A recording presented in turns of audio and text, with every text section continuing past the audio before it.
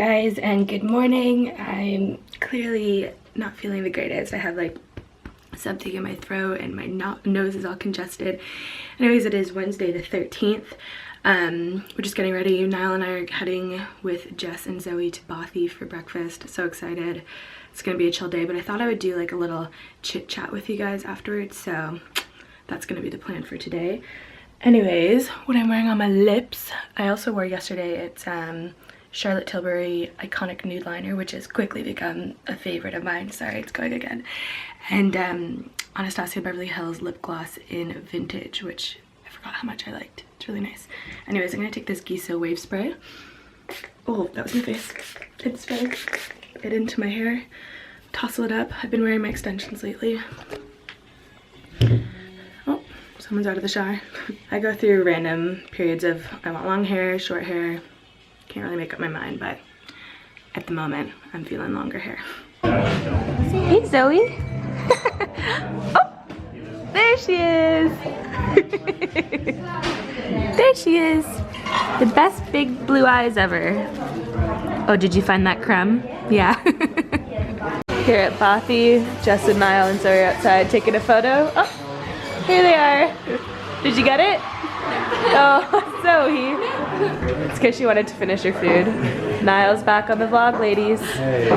Single and ready to mingle. In Canada at the moment, but he'll be back. That's okay. Oh, that's so cute. Zoe! Hey, Zoe! She's like, I still want my piece of bread, Mom. Are we sure it's gone? Oh, yum. Just back from our little adventure out to breakfast. We did some shopping. I wanted to show you guys how cute this is. When Niall came back from Canada, he gifted us this. How sweet is it? He gave us a newborn size little sleep suit. I think that's so precious. I think this is like a three-month one. Oh my goodness, with the little hat and the butterfly and the little ruffles. So cute. And then a 6-month one, again with a little hat and ruffles. So thoughtful and kind. Thank you, Uncle Niall. She will love those. And then also we went to TK Maxx and I found this little treasure. I have one of these, but it looks like this. It's yellow flowers, and this was only 17 pounds, and these are normally a lot more expensive, so I was very excited to find that.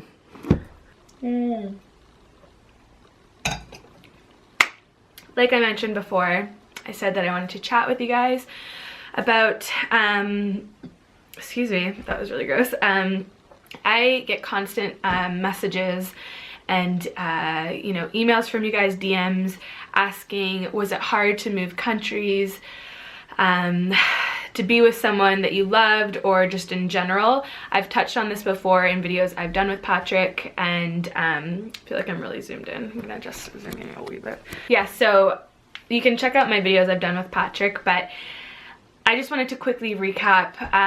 I've known Patty for 7 years. I knew him from a camp that we did in Canada, and I knew his older sister really well and his younger brother. And long story short, I came over for his sister's wedding. It'll be 3 years ago in March, and we just reconnected, Patty and I, and it just, something clicked. Like, we were both at the same stage of life. We both wanted the same things. He was actually just about to move to New Zealand to play rugby and to work, and I was obviously still in Canada. I was doing weddings at the moment, and weddings during that season, and working for Anastasia Beverly Hills. So I came over one more time in May, and we chatted and we talked all the time on Skype, but basically I was just in a stage of life where I was like, you know what, whether or not this works, I do want to live somewhere else in the world at one time in my life. So I knew I wanted to go somewhere, and going to Northern Ireland with all these people that I knew from camp.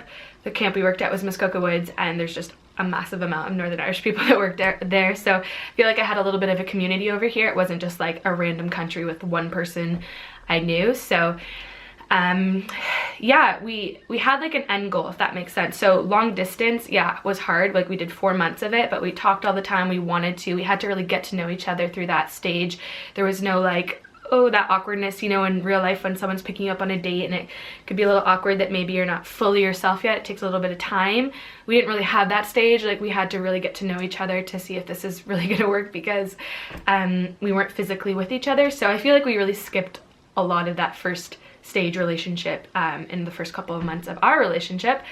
And then we also had an end plan. So yes, it was long distance in the beginning, but we knew, well, we both knew I was moving over in September, so it wasn't like it was for nothing, if that makes sense. And I'm not saying if you're in a long-term, long-distance relationships that it's not for nothing, but maybe have like an end plan, like either one of you is going to go over, try it out, or vice versa, or you need to have that conversation, because long distance forever is, I couldn't personally do it. If you can, good on you, but personally I would not be able to do it.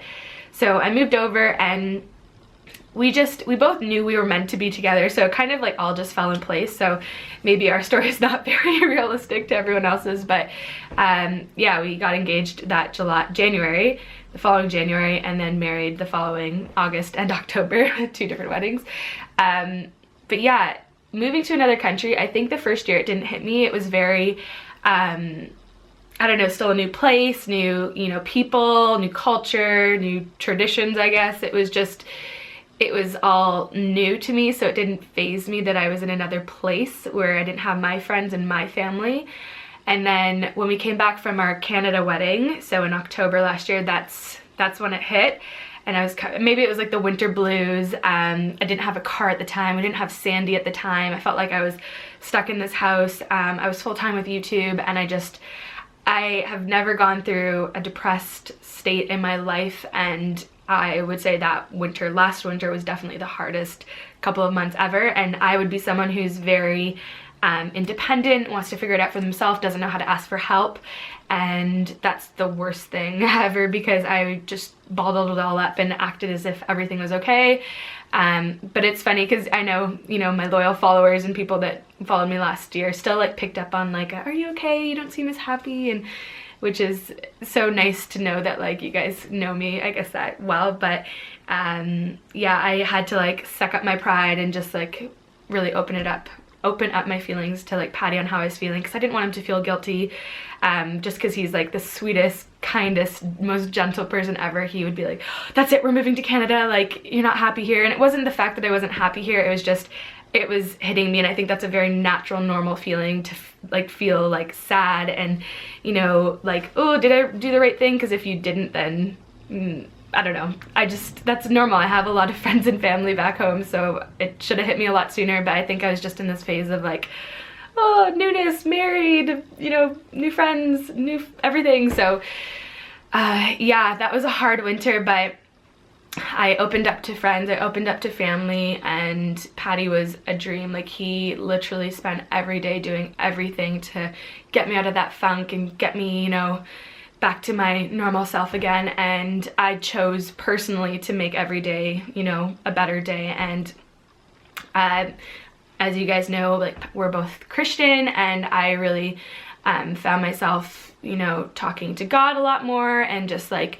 listening to worship music, and you know, just meditating in that state of like, okay, where do I find my joy? Where do I find my happiness? And I just felt a lot of peace after just like knowing that I don't need to be sad. Like, I can choose joy, and I can choose happiness. That's the whole point. And Patty really helped me with that. And, you know, community, and especially Patty's family, they are so kind and supportive to me. So yeah, I know that's like a whole random jumble of things, and it's super compressed, and I think I've talked about it a little bit more in random videos throughout my channel, but I still always get messages and, you know, DMs about that, so I thought I would just quickly clarify it to you guys.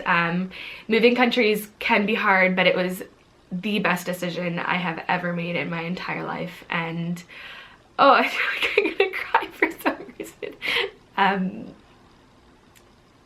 Yeah, I couldn't pick another place to raise our daughter, and I couldn't be happier. So yeah. Just out for some coffee with Jess on the phone with her mom, and some peppermint tea. I think my cold is getting worse. Poor Elanna. Oh, I'm just... I am back getting ready for bed. It's like snowing again. What is up with this weather? But yeah, I am not feeling great. Definitely under the weather. Nose is super like stuffed. Like I've sneezed 52 times today, literally, maybe even more, but not feeling it. So I'm gonna get some rest because I have to be up to take care of Zoe in the morning while Jane's at Weight Watchers. And then I'm doing a girl's makeup, and then we're celebrating family Christmas, like the McGowan's family Christmas with like an Indian. I'm so excited, just because this is like the one night everyone's together before some of them leave on Saturday for Florida, and then some leave next week, so tomorrow night's like the only night everyone's together to celebrate. So we're gonna have our mini Christmas tomorrow night, so I'm very excited about that. But I'll see you guys tomorrow night.